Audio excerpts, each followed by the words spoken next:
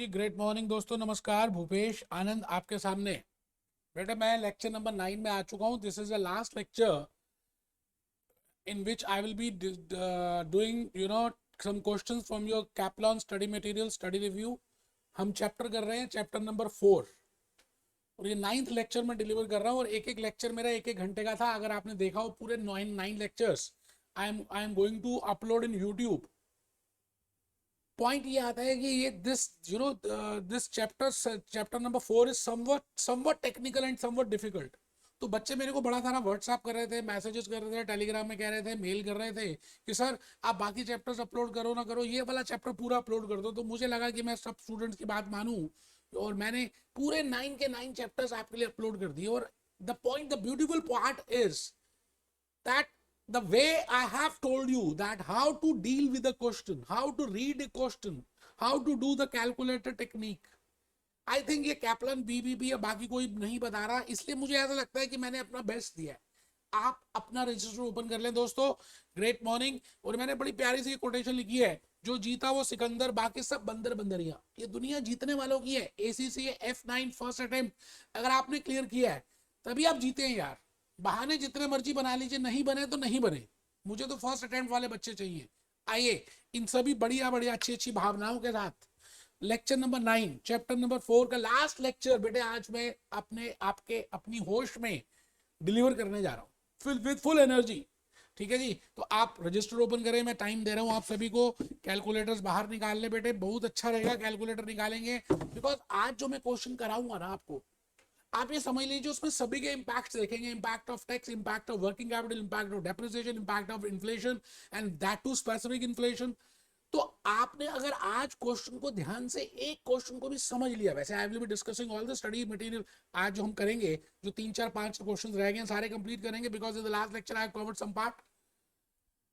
But जो मैं अभी एक test your understanding question number 9 से स्टार्ट करूंगा बेटे, अगर आपने ईमानदारी से उस बात को समझ लिया और मेरे प्रोसेस को देख लिया कि मैं किस तरह से कर रहा हूं, यकीन मानिए एग्जामिनेशन किट के सभी क्वेश्चन आप 80 to 90% कर पाएंगे।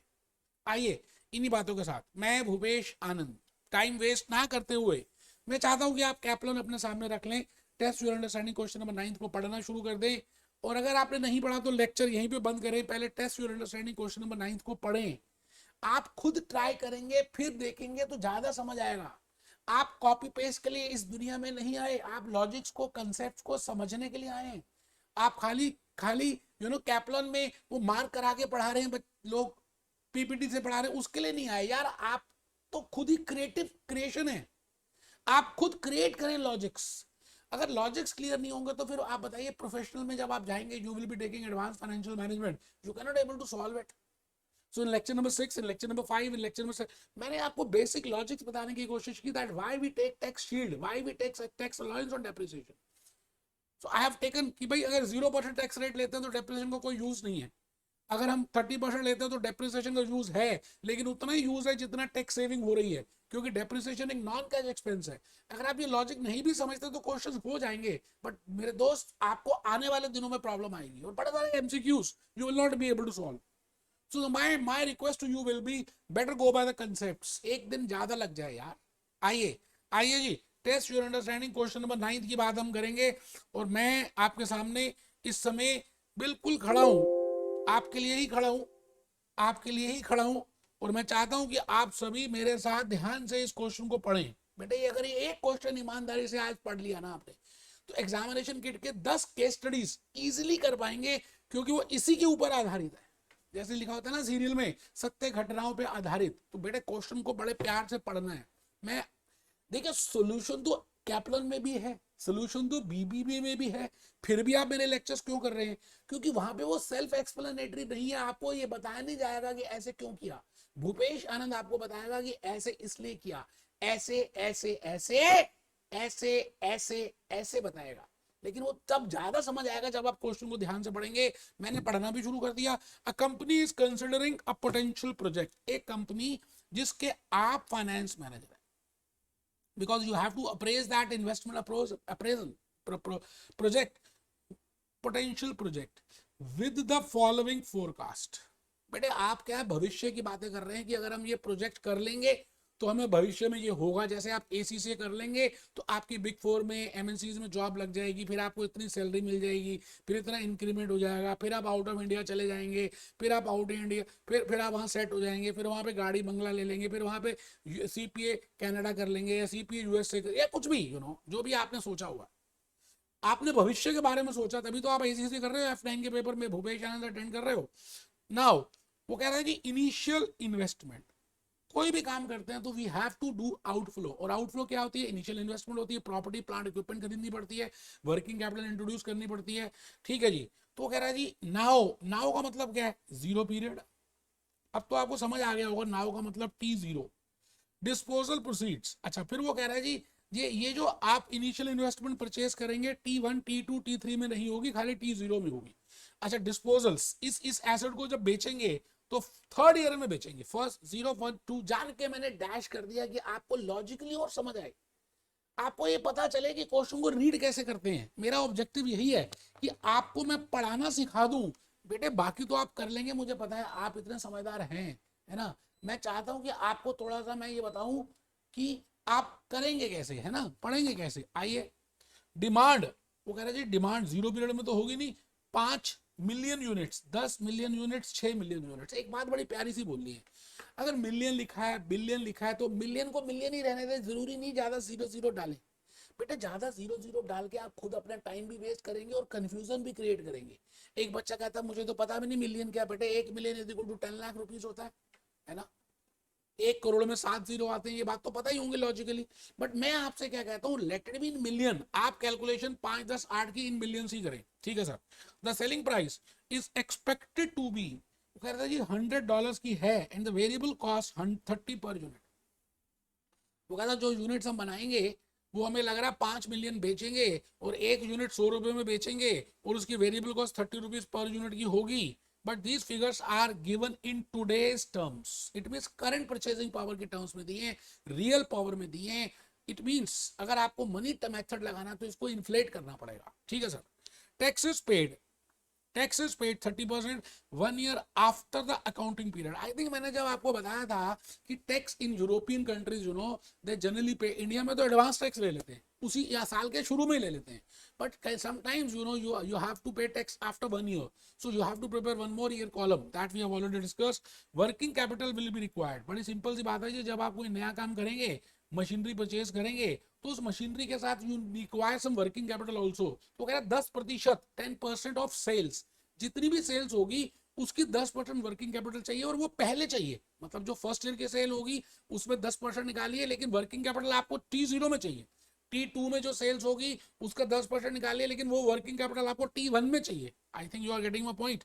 अच्छा जी, tax allowance, tax allowable depreciation, it means you can enjoy tax saving on depreciation as per reducing balance method. It means ये जो $1000 का आपने इन्वेस्टमेंट किया है ना, इसके ऊपर you can enjoy depreciation. Depreciation अपने में कोई यूजफुल नहीं है, we have already seen, we have seen that. Depreciation का tax saving, tax shield, tax allowance is more beneficial. Required rate, real है जी, ये भी रियल था, ये भी रियल था।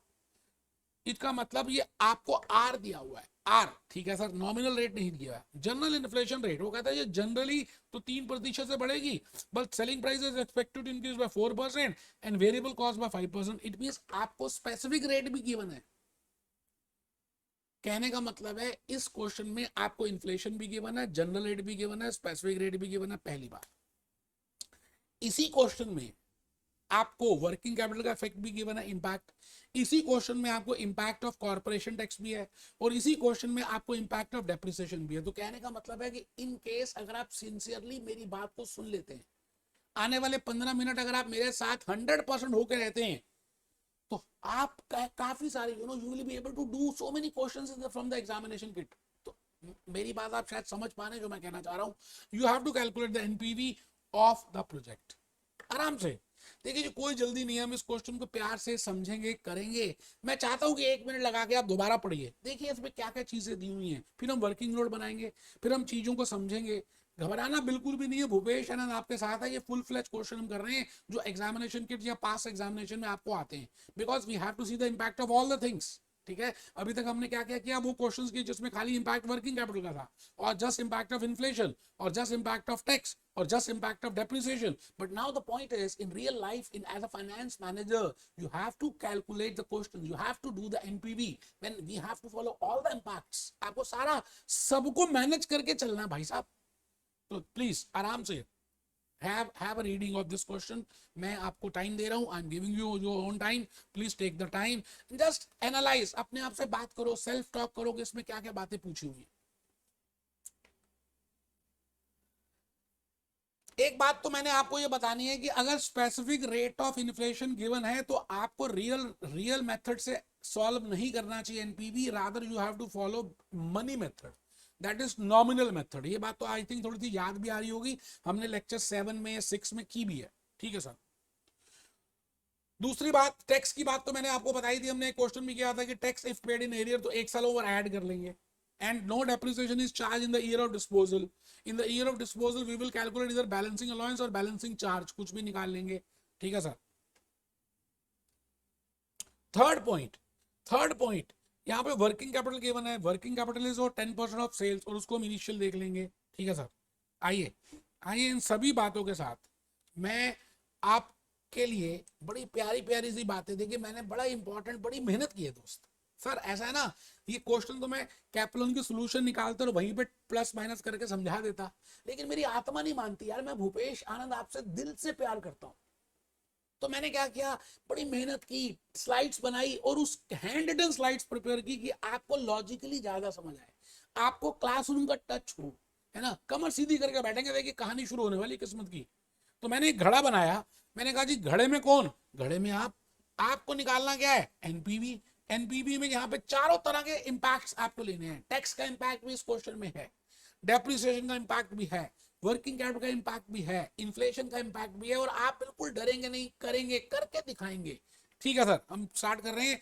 We will prepare firstly the working note, and in that working note we will prepare a timeline. समय की रेखा बनाएंगे कि ये समय है, मैं समय हूं, मैं चलता रहता हूं, मैं रुकता नहीं, बस आपके पेपर आने ही वाले हैं. तो मैंने T0 में कहा कि आपको इतनी इन्वेस्टमेंट होगी, मैंने ब्रैकेट में लिखा.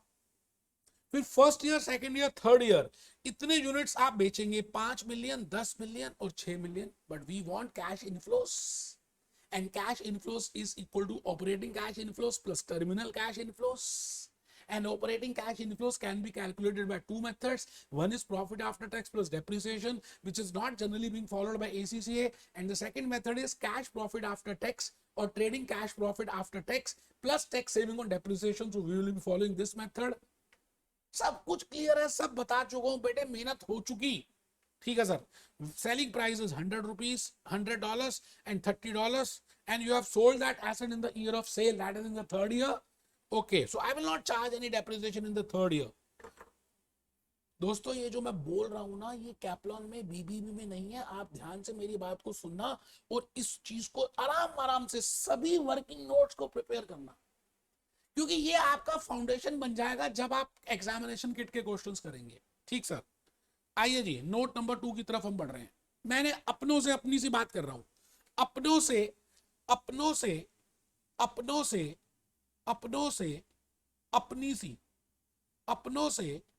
अपनी सी बात.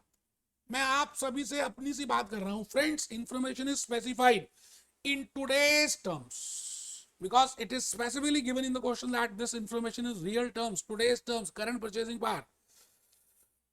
ठीक है sir. Note number 3, tax is paid 1 month in arrear, that we have already discussed. I have already told you कि टैक्स 1 साल के बाद दे रहे हैं, तो आपको यहाँ पे 4 साल बनाने पड़ेंगे, मतलब क्योंकि 3 साल का तो प्रोजेक्ट ही है, तो 4th ईयर में बनाना पड़ेगा, क्योंकि जो 3rd ईयर का टैक्स होगा वो आप 3rd ईयर में नहीं देंगे, 4th ईयर में देंगे. फर्स्ट ईयर का टैक्स फर्स्ट ईयर में नहीं देंगे, सेकंड ईयर में देंगे. सेकंड ईयर का टैक्स सेकंड ईयर में नहीं देंगे, थर्ड ईयर में देंगे. अब ये बात कैप्लॉन बीबीबी नहीं बताएगा, इस तरह के वर्किंग नोट नहीं बनाएगा. इसके बाद भी अगर आप नहीं करते तो साहब आप समझ लीजिए आप बेवकूफ इंसान है. मैं आ गया जी नोट नंबर 4 में.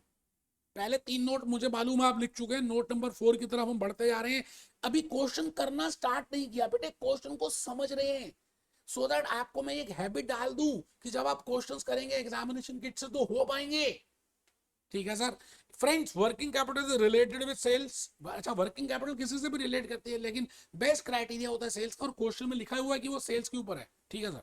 Friends working capital is to be introduce in the beginning of the year. भाई आप ये बताओ, पहले सामान बनाओगे तभी तो फर्स्ट ईयर में बेचोगे, तो आपको वर्किंग कैपिटल फर्स्ट ईयर में थोड़ी चाहिए, पहले ही चाहिए। तो जीरो पीरियड में चाहिए, फर्स्ट ईयर में चाहिए, सेकंड ईयर में चाहिए। बट उसके लिए पहले आपको T1 T2 T3 की सेल्स निकालनी पड़ेगी। अच्छा उसके लिए आपको यूनिट्स इनटू सेलिंग प्राइस करना पड़ेगा। अच्छा यूनिट्स तो पता ही है, 5, 5, 10 या जो भी है, लेकिन आपको ये भी देखना पड़ेगा कि जो सेल्स है, सेलिंग प्राइस है, वो आने वाले फर्स्ट ईयर में 10% से बढ़ जाएगा। अच्छा उसका 10% वर्किंग कैपिटल है, ये ठीक है, ये बताने की कोशिश की है। बेटे कितनी मेहनत की है, अभी तो मैंने फिगर्स बताई नहीं, मैंने अभी ग्राफ करके आपको लॉजिकली बताना चाहता हूं कि आगे अभी हम क्या करने वाले हैं। ठीक है सर, बहुत बढ़िया। नोट नंबर 5 में आ जाइए। We are available with the specific rate of inflation, and I have told you there are two rates of inflation. One is the general rate and the second is specific rate. जब specific rate होता है तो आप real method को touch भी मत करना, current लगेगा, करंट आपको मनी मेथड से करना है। हाँ अगर जनरल रेट है और एन्युटी कैश इनफ्लोज है या परपीचुटी है तो रियल मेथड लगाओ, नहीं तो फिर भी मनी मेथड लगाओ। इट मींस ज्यादातर आप मनी मेथड, नॉमिनल मेथड से अपनी कैलकुलेशंस करते हैं। ठीक sir, we will available with this. So friends, we will apply money or nominal method while calculating it. अब ये बातें सोल्यूशन में थोड़ी दी उन्होंने, तो 4-5 लाइन की सोल्यूशन करके साइड में कर दिया। आपको समझ आए तो ठीक, नहीं आए तो ठीक। Real rate of return and the rate which is given to me, I have to use the discounting rate, I have to use the present value factor. No doubt table values will be given to you, but you have to use that factor, and that is 6.8%. So I will be using that equation 1 plus I is equal to 1 plus R into 1 plus H, and with the help of that I can calculate the nominal rate of return. बेटे paper में उन्होंने directly calculate करके रख दिया, भूपेश आनंद ने पूरी equation बनाई, values put की। अच्छा वैसे आ रहा है 10.04, उन्होंने 10% के बेसिस पे कर लिया, कोई टेंशन नहीं, आप भी अप्रोक्सीमेट कर सकते हैं। I have already calculated nominal rate at 10%। बेटे अभी क्वेश्चन शुरू नहीं हुआ, 6 नोट आप लिख चुके हैं, क्योंकि ये फाउंडेशन बन रही है आने वाले लेक्चर्स, आने वाले एग्जाम किट के, इन्वेस्टमेंट अप्रेजल के, एनपीवी के क्वेश्चंस की। नोट नंबर 7, वर्किंग कैपिटल कहाँ गया जी, आराम से देखो जी। वर्किंग कैपिटल मैंने अभी बताया था, T0 में चाहिए, T1 में चाहिए और T2 में चाहिए, एक साल पहले चाहिए। T1 वाली T0 में चाहिए, T2 वाली T1 में चाहिए, T3 वाली T2 में चाहिए। बट फॉर दैट फर्स्टली आपको कैलकुलेट क्या करना पड़ेगा, सेल्स। अच्छा सेल्स कैसे कैलकुलेट करेंगे, यूनिट्स इनटू प्राइस। अच्छा यूनिट्स तो गिवन ही थे 5 मिलियन, जो हमने कहा था कि 5 मिलियन ही रहने दो उसको, है ना। फिर 10 मिलियन, फिर 6 मिलियन।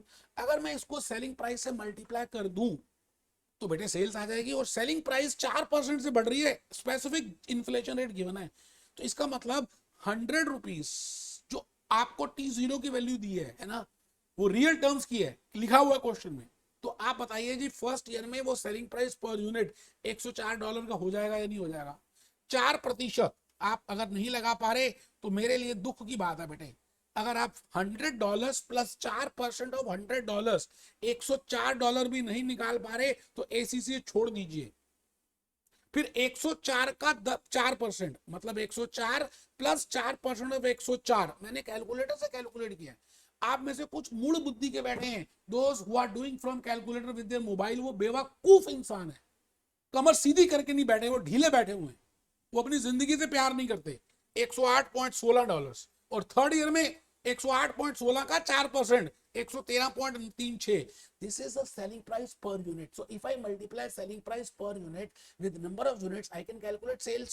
तो बेटे मैंने मल्टीप्लाई किया, आ गले लग जा, इन दोनों को मल्टीप्लाई किया और उसके बाद ये फिगर कैलकुलेट कर दी। आप चेक करिए, $520 की सेल्स होगी फर्स्ट ईयर में, मिलियन 1082 मिलियन डॉलर की सेल होगी सेकेंड ईयर में, 8681.40 की सेल्स होगी थर्ड ईयर में।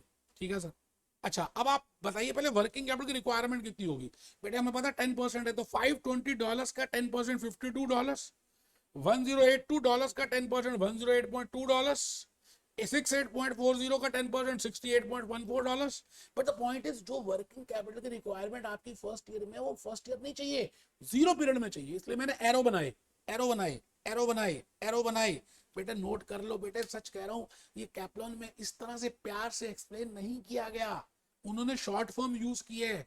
आप डर जाओगे, घबरा जाओगे, मैं नहीं चाहता कि आप मेरे होके घबराओ। आप प्लीज साथ साथ प्रिपेयर करो। You have to do it along with me my dear friends. I am coming to note number 8, my dear friends. Again, in note number 8, my dear friends, I want to calculate cash profit or trading profit. Not on that we have to charge the tax also. तो tax मैंने जान के ना NPV calculate करते समय लिया कि आपको और लॉजिकली बताऊं. I know that how we can calculate tax, how we can calculate trading cash profit. That is sales minus cost. And in cost I am only giving you the variable cost. तो मैंने sales तो लिख ही दिया. अच्छा zero period में तो cell होगी नहीं. 520 million dollars, 1082 million dollars, 675 million dollars, and variable cost is 30 per unit in T0, so that has to be increased by 5%. तो आप बताइए जी, वेरिएबल कॉस्ट आप जब इंक्रीज करेंगे कितने परसेंट से? 5% से. तो बताइए जी 30 इंटू 5%, ये आ गया जी 31.5. तो मैं पहला करके दिखा देता हूँ. 31.5 इंटू 5 मिलियन इंटू 5, ये आ गया जी 157.5. इसको हमने ले लिया 158 मिलियन डॉलर्स वेरिएबल कॉस्ट. अच्छा सेकेंड ईयर में आप बताओ ना, सेकेंड ईयर में फिर 5% और बढ़ जाएगा तो 31.5 31.5 into 5% plus is equal to 33.05.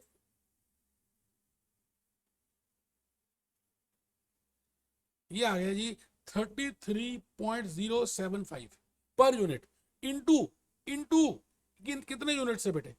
First second year में कितने यूनिट्स थे? 10. तो ठीक है बेटे, हो गया. ये लो नीचे वैसे मैंने करके दिखा दिया है. इंटू 10, ये आ गया जी 331. बेटे नीचे मैंने इसका भी वर्किंग नोट बनाया. कितनी मेहनत की है यार कि भाई वेरिएबल कॉस्ट फर्स्ट ईयर में कितनी होगी, फिर सेकेंड ईयर में कितनी होगी, फिर थर्ड ईयर में कितनी होगी. इसका 5%, पहले 30 का 5%, फिर 31.5 का 5%, फिर 33 पॉइंट. बेटे मैं कह रहा हूं ना, एक क्वेश्चन ध्यान से कर लिया तो 10 क्वेश्चन कर लोगे, इसलिए अभी भी समय है. कमर सीधी करके बैठो, मोबाइल फोन ऑफ कर दो, टेबल में बैठ के पढ़ो. लेट के पढ़ोगे तो पाप है, अभिशाप है बेटा. Number of units 5, 10 and 6. So I have multiplied these two and this is answer, multiplied these two and this is answer. बेटे मैंने खुद सॉल्व किया है क्योंकि इतना एक्सप्लेनेशन तो कैप्लन के सॉल्यूशन में भी नहीं दिया. तो मैंने खुद सॉल्व किया, खुद किया. मैंने देखा कि क्या मैं कर पा रहा हूं इन कंसेप्ट से. ठीक सर. लास्ट में मैं आ गया आपके पास डेप्रिसिएशन. बेटे आपको पता है ना, depreciation is allowed in the year, in the year, and it is not allowed in the year of sale. तो मैंने क्या किया, T0, T1, T2, T3, T4. ठीक है जी, बिकॉज आपको टैक्स का इफेक्ट नेक्स्ट ईयर पे करना है. तो आप देखिए एसेट की डेप्रिसिएशन 1000 के ऊपर 25% लगाओ तो 250 आ गया जी. 750 आ गई WDV. इसके ऊपर 25% लगाओ तो ये आ गया जी 25% लगाएंगे तो 187.5. फिर ये आ गई WDV. और उसके बाद 562 के बाद थर्ड ईयर में हम we will not charge depreciation because it is a year of sale. So we will calculate balancing allowance, मतलब एसटीसीजी या एसटीसीएल निकालेंगे, शॉर्ट टर्म कैपिटल गेन या शॉर्ट टर्म कैपिटल लॉस समझने के लिए. एसीसी वालों ने short term capital gain, short term capital loss का नाम रखा बैलेंसिंग अलाउंस और बैलेंसिंग चार्ज. वो आ गया 200. ठीक सर. तो लॉस हो गया. लॉस क्या हो गया, कितना अलाउंस आ गया, उसके ऊपर टैक्स सेविंग मिलेगी. But the point is because you have to pay tax in the next year, तो इसका जो बेनिफिट होगा कैसे निकाला बेटे? 30% निकालो ना, 30% करो ना. टैक्स सेविंग 30% करो ना, और इसका भी 30% कर दो. करो ना बेटे, कर लो. और ये आ गया बेटे 30%. But now you have to pay in the next year. First year tax saving और depreciation we will enjoy the benefits in second year. Second year tax saving will enjoy the benefits in the third year. Third year tax saving will enjoy in the fourth year. आइए, मैं भूपेश आनंद. अब ये statement आपको उन्होंने directly solution में दे दी. बेटे खाली ये सोल्यूशन करोगे तो 6 घंटे लग जाएंगे, समझ ही कुछ नहीं आएगा. पहले क्वेश्चन को पढ़ना है, वर्किंग नोट बनाना है, फिर छोटे छोटे नोट्स बना के काम समझना है, और लास्ट में आना है कंबाइंड स्टेटमेंट. और इसका भी फॉर्मेट मैंने बताया था. आपने क्या करना है, column wise T0, T1, T2, T3 लिखना है और रो वाइज कैश फ्लोज लिखनी है. साथ साथ करेंगे बेटा. कैलकुलेटर बाहर निकाल लो यार. देखो जी, एसेट खरीदोगे तो $1000 लगेंगे. मैंने डैश डैश डैश डैश कर दिया कि आपको समझ आए कि इसमें कुछ नहीं है. वर्किंग कैपिटल हमने ऑलरेडी कैलकुलेट कर ली थी. 52 56, 40, 68, मतलब एक एक साल पहले। ठीक है सर। ट्रेडिंग ऑपरेटिंग इनकम तो अभी भी कैलकुलेट किया, सेल्स माइनस वेरिएबल कॉस्ट। अच्छा, इसमें टैक्स देना पड़ेगा। अच्छा, टैक्स हमें नेक्स्ट ईयर देना है, तो 362 का, अगर आप 362 का, $362 मिलियन का 30% निकालें तो ये आ रहा है जी 108.6। इसको 109 ले लिया है, which is to be paid in the next year. इसके ऊपर टैक्स, इसके ऊपर टैक्स, फिर टैक्स सेविंग और डेप्रिसिएशन, ये तो आप ऑलरेडी निकाल ही चुके हैं, 75, 56, 109। मैं ऊपर गया, दोबारा से गया, आराम से। मैंने कहा ना जल्दी नहीं है मेरे को, एक क्वेश्चन कम हो जाएगा यार, एक क्लास ज्यादा लग जाएगी, क्या हो गया? आपको जल्दी होगी, मुझे तो है ही नहीं। आराम से। Please prepare the columns, please prepare the format. Heading लिखो, combined statement showing calculation of NPV of a project by a finance manager. फिर T0, T1, T2, T3, T4, और एक कॉलम बनाओ कैश फ्लोज का। कैश आउटफ्लो $1000 मिलियन है, वो zero period में ही होगी, इसलिए बाकी ईयर्स में मैंने डैश डैश डैश कर दिया। वर्किंग कैपिटल आपने ऑलरेडी वर्किंग नोट से कैलकुलेट किया है, वो T0, T1, T2 में होगी, T3 में नहीं होगी, क्योंकि working capital is to be introduce in the beginning of the year. ठीक है सर, वो देखिए 52, 56, 40 एंड 68।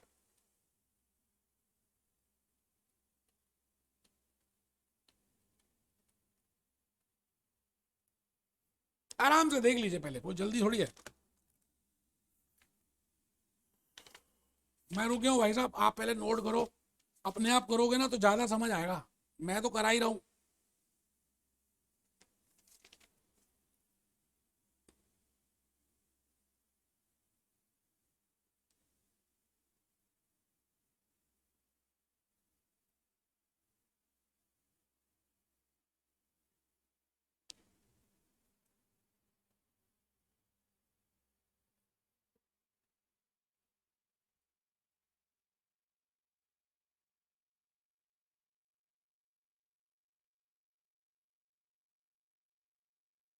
ध्यान से देखो जी, मैं कुछ और बताने जा रहा हूं। 52 मिलियन की वर्किंग कैपिटल चाहिए आपको, तो ये 52 तो जीरो पीरियड में हो गई। अच्छा, सेकंड ईयर में आपकी सेल्स है 1082, तो उसका 10% निकाला 108.2, और ये चाहिए फर्स्ट ईयर में। तो अब आप ये बताइए कि टोटल 108.2 है ना, तो आप ये बताइए कितने इंट्रोड्यूस करें कि 108.2 आ जाए। 108.2 माइनस 52, ये आ गया जी 56.2। आप चेक करिए, मैंने यहां पर लिखा है 56.2। आपको समझ आ रहा है जी 56.2 कैसे आया वर्किंग कैपिटल? ये ये ये 56.2, ये समझ आ गया सभी को? बोलो। अब आ जाओ थर्ड ईयर में, आपको चाहिए 68.4। आपको थर्ड ईयर में चाहिए 68.4, बट आपने ऑलरेडी कितनी लगाई हुई है कैपिटल? 108.2। आपने ऑलरेडी लगाई हुई है 108.2, तो आप क्या करेंगे? वर्किंग कैपिटल को रिकवर कर लेंगे। तो 108.2 में से कितने रिकवर कर लें कि हमारे पास 68.14 आ जाए, 40.6। आप चेक करो जी, मैंने यहां पे लिखा 40.6, तो उसकी जगह 40 रिकवरी है, ये प्लस का साइन है। अच्छा, जब आप प्रोजेक्ट खत्म कर देंगे तो आपको पता ही है कि टर्मिनल कैश इनफ्लो होगी, तो जो भी कैपिटल अभी तक लगी थी वो सारी आ जाएगी। तो 68 ही लगी हुई है, तो 68 मैंने रिकवर कर ली। बेटे, ब्रैकेट का मतलब है आउटफ्लो, विदाउट ब्रैकेट का मतलब है इनफ्लो। आई थिंक मैं ये 40 और 68 समझा पाया हूं कि आपने ये चेक करना है कि उस ईयर में और कितनी कैपिटल इंट्रोड्यूस कर लें, या उस ईयर में कितनी कैपिटल, वर्किंग कैपिटल रिकवर कर लें कि जो बैलेंस चाहिए हमें हो जाए। मतलब ब्लड प्रेशर हाई है, कितना कम आ जाए कि नॉर्मल आ जाए। Getting my point? तो मैंने यहां पर इस तरह से किया। आइए जी, आइए जी, चेक करिए जी, 40 प्लस 751, चेक कर लेते हैं एक बार। 40 plus 751 minus 109 minus 75,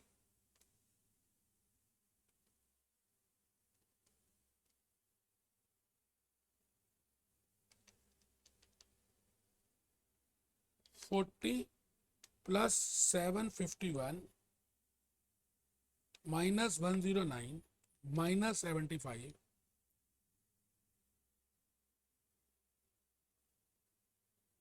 is equal to चलिए फर्स्ट कॉलम से करते हैं। पहले फर्स्ट कॉलम का टोटल समझ आ गया 1052, ठीक है जी। दूसरे कॉलम में आ जाइए 362 माइनस 56, ये आ गया जी 306। थर्ड कॉलम में आ जाइए, थर्ड कॉलम बेटे मुझे लगता है मैंने थर्ड कॉलम में थोड़ा सा यहाँ पे लिखने में गलती कर दी है। ये ये ये आ रहा है 625, क्योंकि मैंने अभी कैलकुलेटर से किया बार बार, तो 625 आ रहा है। आप चेक करिए जी 625 ही है। आराम से आराम से देखिए, कोई जल्दी नहीं है।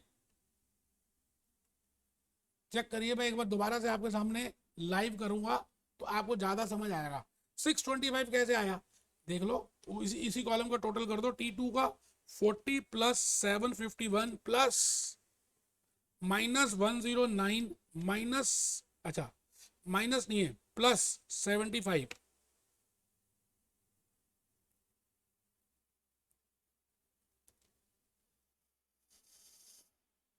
757 है जी। मेरी ही गलती है, मैं ही गलत लिखता जा रहा हूँ, कोई दिक्कत नहीं है जी। मैं यहाँ पर मेरी मिस्टेक है, ये 757 ही था जो पहले फिगर लिखी थी, बिल्कुल ठीक थी।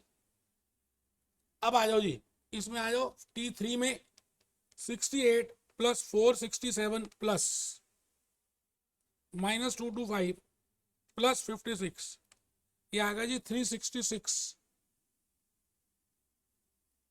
एक बार चेक कर लीजिए।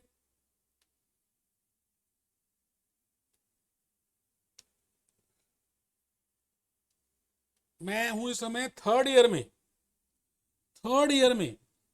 में दोबारा कर रहा हूं। 68 प्लस 467 प्लस, अच्छा माइनस है 225,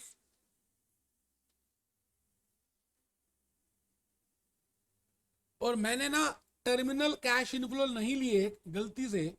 टर्मिनल ये मैं लिख रहा हूं जी, टर्मिनल मतलब सेल प्रोसीड्स, तो सेल प्रोसीड्स मेरे से रह गया।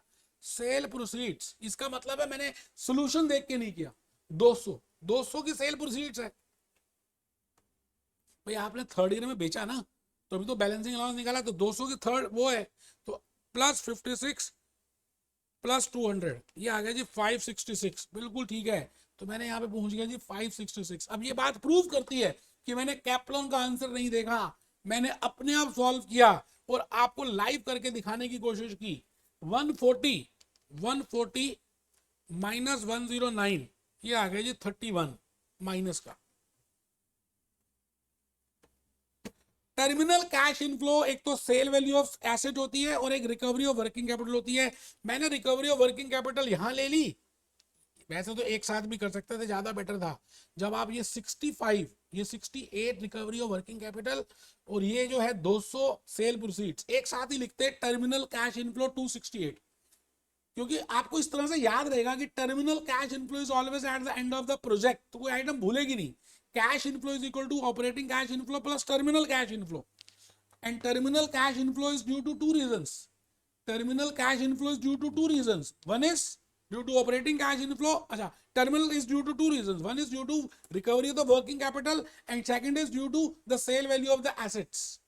तो टर्मिनल लिखें ज्यादा अच्छा रहता है। वैसे तो मैं ऐसा कर रहा हूँ जी, यहाँ पर अब बिल्कुल आपकी बात सही है, मैं यहाँ पर टर्मिनल ही लिख रहा हूँ और इसका वर्किंग नोट भी बनाना चाहिए वैसे, टर्मिनल कैश इनफ्लो, और यहां पर मैं लिख रहा हूं 268। आपको ज्यादा समझ आएगा दोस्त, इसलिए ऐसा कर रहा हूं, और ऊपर से 68 यहां से रब कर रहा हूं, क्योंकि आपको लॉजिकली पता चल गया कि at the end of the year it is to be recovered. ठीक है जी, बीच में भी रिकवर हुई है वैसे 40 की, बट वो टर्मिनल नहीं है। टर्मिनल तो तभी होती है जब एंड ऑफ द प्रोजेक्ट होता है। आई थिंक आप अब ये निकाल सकते हैं। कहने का मतलब एक ही है, आप फर्स्ट टाइम करेंगे नहीं होगा, घबराना नहीं है।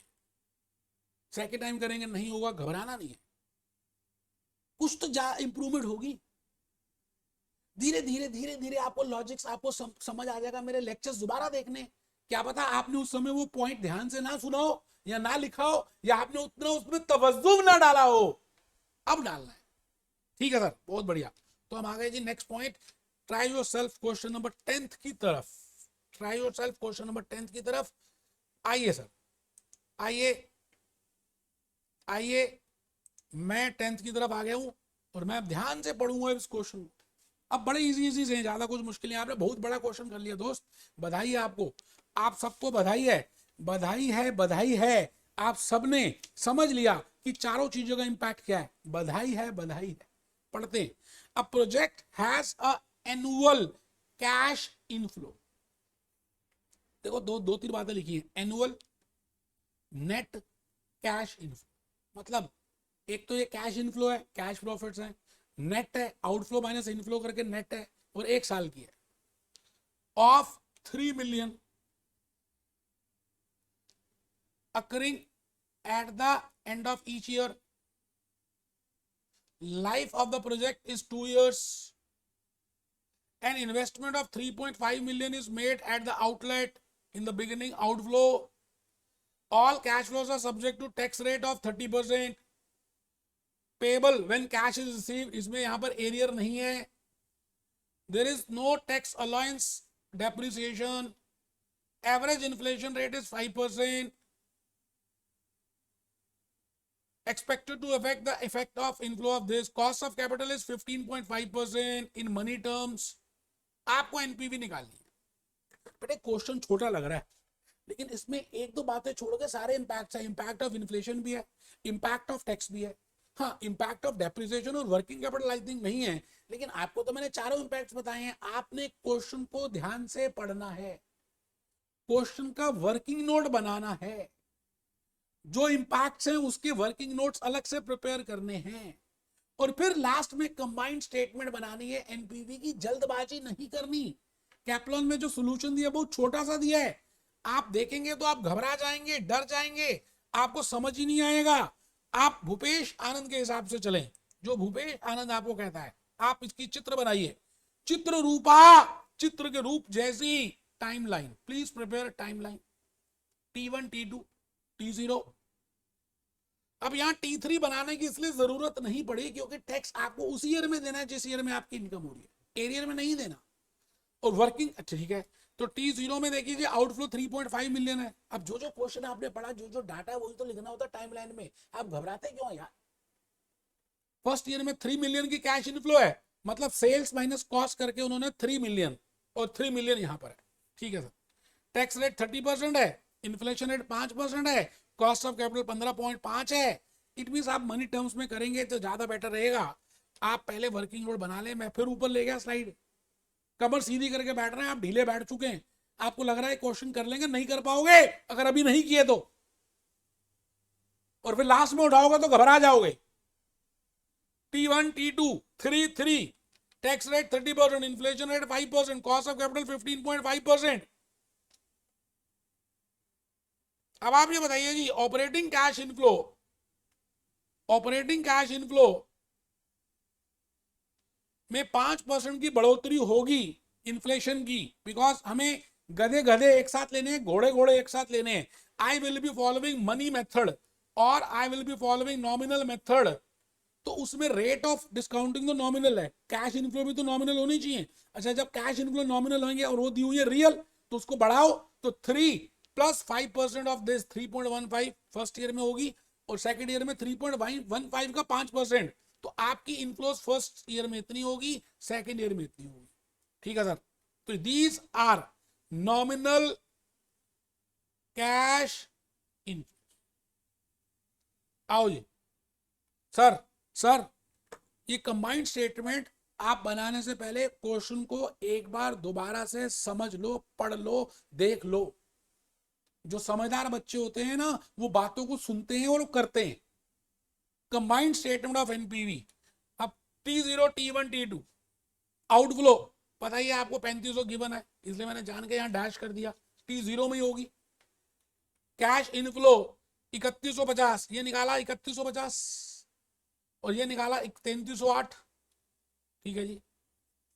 टैक्स उसी ईयर में देंगे, तो कर लीजिए 3150 का 30%, ये आ गया जी 945।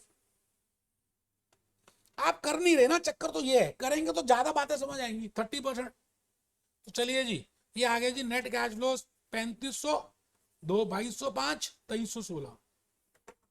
आई थिंक उसके बाद तो इजी है, प्रेजेंट वैल्यू फैक्टर लगाएंगे and we will calculate NPV. Next question की तरफ बढ़ चुका हूं। Try yourself. Question number हम करने जाएंगे अभी,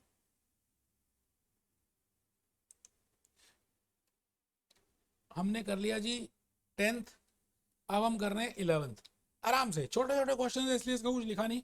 अ company has a money cost of capital, money real is this, ये तो किया हुआ था, 1 plus n is equal to, या 1 plus i, 1 plus i, 1 plus i, तो 1 plus 0.1655 is equal to 1 plus 0.11 into 1 plus h. कर लीजिए, उसमें क्या है, ऐसा तो किया हमने, ट्राइजर 1 2 3 4 किए थे, कुछ मुश्किल थोड़ी है। आप इसको ये निकाल लीजिए, इसको डिवाइड कर दीजिए, ये आ जाएगा। ठीक है sir. Question number 12, date of relevance is the evaluation, data of relevance is the evaluation of particular project is given below. वो कहता है जी कुछ कुछ निम्नलिखित जानकारियां उपलब्ध कराई जा रही हैं। I am given with that and I have to see that which out of that which information is relevant. The first is given to me as cost of capital in the real terms. It means this is given to me in real terms. Inflation is 5%. Expected increase in the inflows is 6%. Expected increase in the outflow is 4%. It means I am given with the general inflation rate as well as specific inflation rate. It means I can only follow money method. It means I have to convert real cash flows, if they are real, I have to convert in nominal terms. Okay. Which one of the sets of adjustments will lead to correct NPV? तो आपको यहां पे देखना है impact किस किस का लेना है। एक तो इम्पैक्ट लेना है कॉस्ट ऑफ कैपिटल का, क्योंकि उसको मनी टर्म्स में कन्वर्ट करना है। ठीक है जी। और एक मनी मेथड से ही कर सकते हैं। देखते हैं, कैश इनफ्लो अनएडजस्टेड रॉन्ग है, करनी पड़ेगी adjust. 5% per year second option में आ गया, एंड 5% पर ईयर।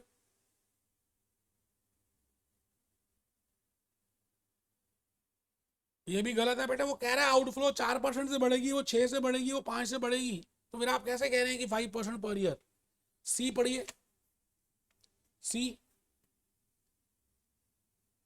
अच्छा, इनफ्लोस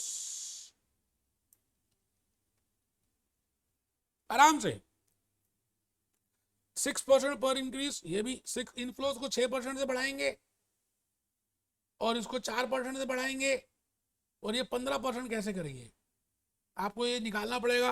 15% तो दिया हुआ है, तो इट मींस पहले आपको ये कैलकुलेट करना पड़ेगा कि ये 15 है या 15.5 है। ठीक है जी, उसको निकाल लेते हैं, कोई टेंशन नहीं है। 1 plus i is equal to 1.10 into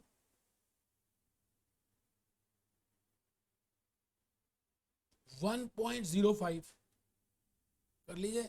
1.10 into 1.05, ये आ गया जी, ये आ गया 1.155 minus 1 is equal to 0.155 is equal to 15.5, ये आ गया। इसका मतलब ये डी ऑप्शन ठीक है।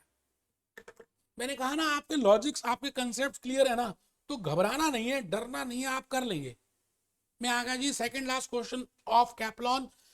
Asset costing 40,000 is expected to last for 3 years। मैंने आराम से इसकी टाइमलाइन बनाई, 1 2 3, यहां लिख दिया 3, यहां लिख दिया 2, यहां लिख दिया 1, यहां लिख दिया 0। बेटे आदत डाल लो टाइमलाइन बनाने की, क्वेश्चन को पढ़ने की और वर्किंग नोट बनाने की। आंसर निकालने में समझदारी नहीं है, कॉपी पेस्ट में समझदारी नहीं है, खुद करके मजा आएगा यार, वो जो अंदर का मजा है। After which it can be sold for 16,000, इस दिन 16,000 की बिक जाएगी। तो corporation tax is 30%, tax applicable rate is depreciation is 25%, cost of capital is 10%, taxes payable at the end of each year.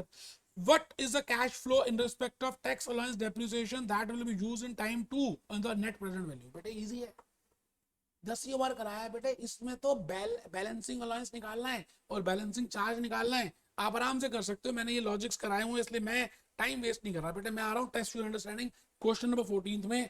A new project is expected to have a sale of 55,000 units, selling price is this much, growing at 6%, 3 years, working capital is equal to 12%।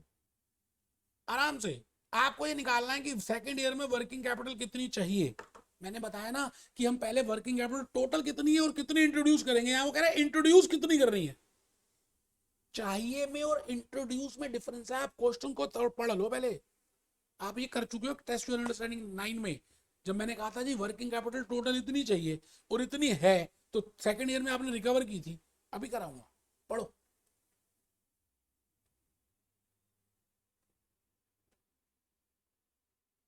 वो कह रहा है कितनी use करोगे जब आप NPV की calculation करोगे, मतलब जितनी हमने ऐड की होगी या जितनी रिकवर की होगी या जितनी एडिशन की होगी। लो जी, कसम होगी अगर आपने इसका चित्र ना बनाया, बता रहा हूं आपको, मैंने बड़ी मेहनत की है। आप बाकी लेक्चर्स यूट्यूब के कंपेयर करना, मेरे लेक्चर्स कंपेयर करना, आपको खुद समझ आ जाएगा किसने कितना हार्डवर्क किया और किस तरह से एक्सप्लेन करने की कोशिश की है। बेवकूफ हो गए अगर नहीं करोगे तो, थप्पड़ मारूंगा, खड़ा हो, लिखो T0 टाइमलाइन,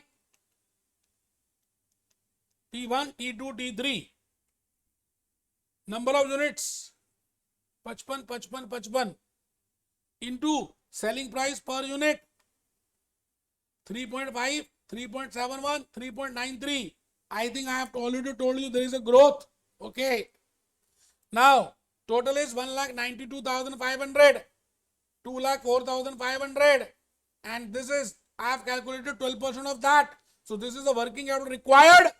ये required है जो आप यहां पे इंट्रोड्यूस करेंगे, ये रिक्वायर्ड है जो यहां पर इंट्रोड्यूस करेंगे, ये रिक्वायर्ड है जो यहां पर इंट्रोड्यूस करेंगे। अब आप ये बताइए, जब थर्ड ईयर की वर्किंग कैपिटल रिक्वायर्ड है 25955 which is to be introduce in the year number 2, और ईयर नंबर 2 में ऑलरेडी 24,486 की आपने लगाई हुई है क्या वर्किंग कैपिटल, तो वो रिकवर हो जाएगी ना, और आपको कितने और पैसे डालने पड़ेंगे 14,699।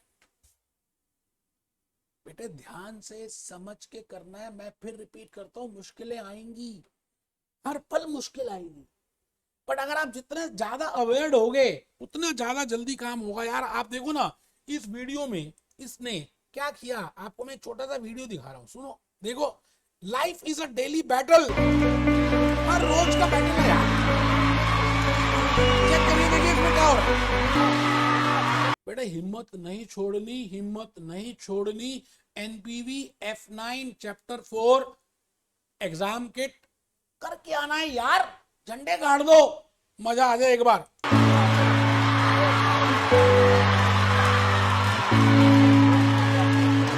बेटा जाने देना कि अगली बार पेपर दे देंगे तो बहुत आसान है, नेक्स्ट अटेम्प्ट दे देंगे, आपकी मर्जी है भाई साहब, देना तो फिर भी पड़ेगा। तो किसी भी चीज को छोड़ना बहुत आसान है।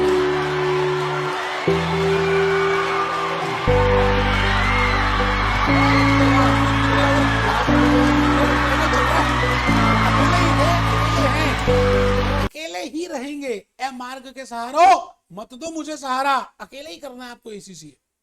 आपको पता है कि यार एसीसी बन जाऊंगा तो मैं अपनी फैमिली की हेल्प कर पाऊंगा, अपनी हेल्प कर पाऊंगा, सोसाइटी की हेल्प कर पाऊंगा, तो फिर तो यार ये तो आपको खुद ही स्टैंड अपनी टीम के लिए, अपनी फैमिली के लिए, अपनी लाइफ के लिए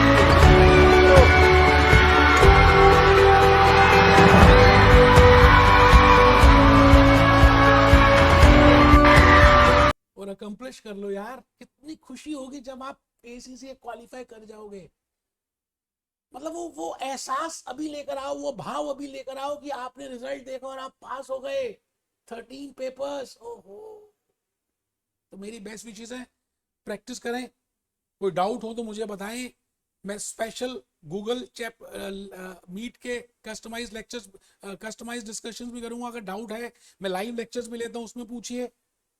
बस बेटे करना है करना है करना है। मिलते हैं बेटे चैप्टर नंबर 5 में। Be happy, B jolly, B cheerful.